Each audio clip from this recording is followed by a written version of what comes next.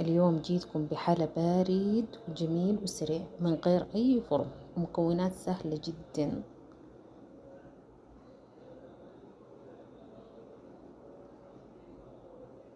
ما شاء الله بارد وحلو، طعمه يجنن يا بنات. أول شي جبت كيك. الكيك كان عندي صراحة جاهز، ممكن انتوا تعملوا كيك في البيت، وإذا ما في كيك ممكن بسكويت، ممكن 7 دي أي شي ما يخالف. أهم حاجة أسقي الكيك بالحليب أو البسكويت في الحليب وأحطه على الصينية.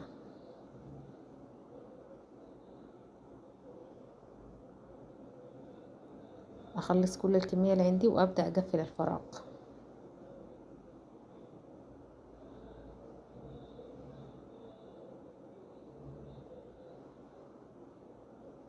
كده خلاص تمام.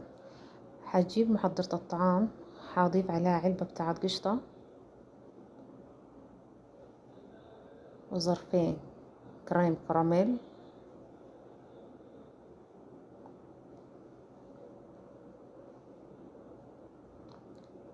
وظرف بتاع كريمة دريم، 3 معالق بتاعت جبن سايل.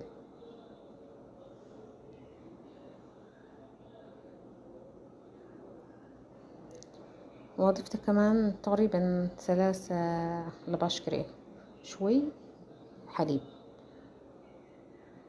أشغل عليهم محضرة الطعام يضرب كل المكونات مع بعض، باجي أضيفها إلى الطبقة حقت الكيك. ما شاء الله جميل ومتماسك.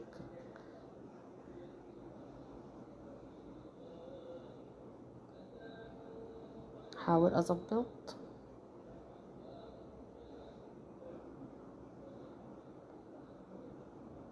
كده تمام. هحطه في التلاجة لين تمسك. حاجة على محضرة الطعام، هضيف ظرفين كريمة، شوي موي بارد، اخليه يضرب شوية واحاول ازيد في الموية لين تنفش.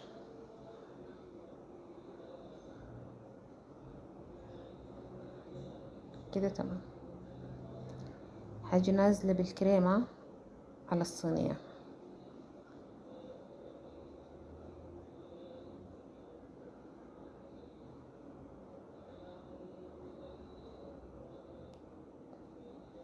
ابدأ اظبط الكريمة. هنا بنتي جت تجرب.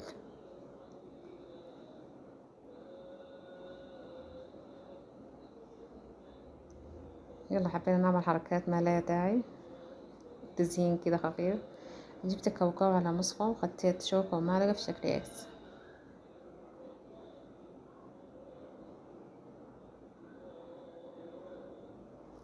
هذا هو الشكل النهائي. بألف صحة وهنا عليكم. ما تنسوا تعملوا لي اشتراك في القناة. تمام.